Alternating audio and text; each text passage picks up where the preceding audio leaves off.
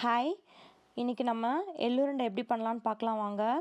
அதுக்கு தேவையான பொருட்கள்: வெள்ளை எள்ளு வந்து 1 கப் எடுத்திருக்கேன், வெல்லம் 1 கப், நெய் 1 ஸ்பூன், இந்த வெல்லத்தை கரைக்கிறதுக்காக ஒரு 1/4 கப் தண்ணி எடுத்துக்கோங்க. இப்போ வாங்க எப்படி பண்ணலான்னு பார்க்கலாம். அந்த வெல்லத்தை கரைக்கிறதுக்காக ஒரு பாத்திரத்தில் வந்து அந்த வெல்லத்தை கொட்டி அந்த 1/4 கப் தண்ணியும் ஆட் பண்ணி அடுப்பை ஆன் பண்ணிக்கோங்க.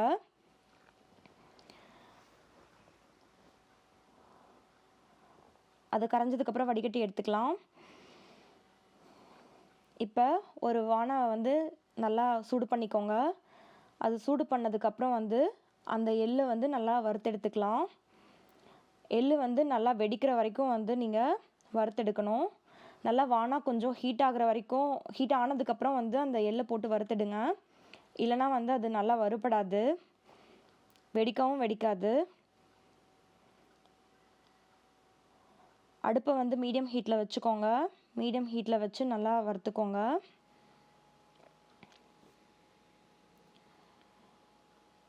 இப்போ ஒரு 5 மினிட்ஸ்க்கு அப்புறம் வந்து அது நல்ல ஒரு வாசனை வரும் அதுலேருந்து. இப்போ அதுலேருந்து நல்லா வாசனை வருது, எள்ளும் நல்லா வெடிக்க ஆரம்பிச்சிருச்சு. இப்போ வந்து இதை ஒரு பிளேட்டில் கொட்டி வச்சுக்கலாம். இப்போ அந்த கரைஞ்ச வெல்லத்தை வந்து வடிகட்டி எடுத்துக்கலாம். வடிகட்டி பாகு ரெடி பண்ணிக்கலாம். இப்போ வெல்லம் வந்து நல்லா கட்டியாகுது.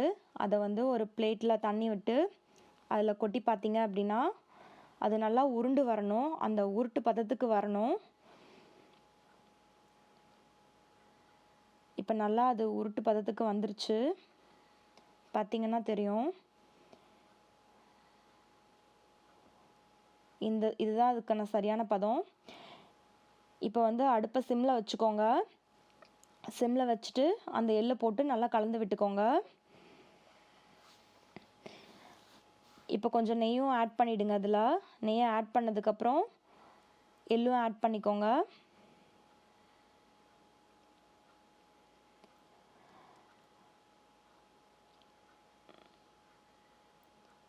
கொஞ்சம் கொஞ்சமாக ஆட் பண்ணி கட்டி இல்லாமல் நல்லா ஒரே மாதிரி கலந்து விட்டுக்கோங்க.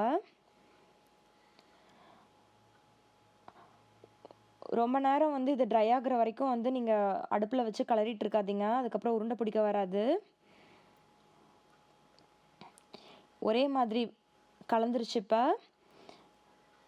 இந்த டைமில் வந்து நீங்கள் நல்லா ஆற வச்சிடலாம்.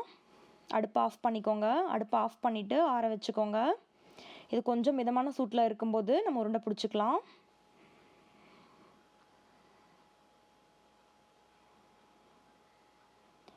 இப்போ அது ஒரு மிதமான சூட்டில் இருக்குது. கையில் கொஞ்சம் நெய் தடவிக்கோங்க.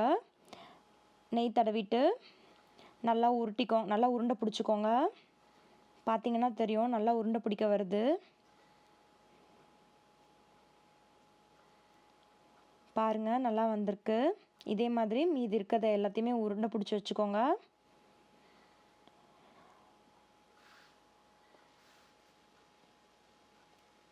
நம்ம எள்ளுருண்டையெல்லாம் அழகாக ரெடி ஆகிடுச்சு.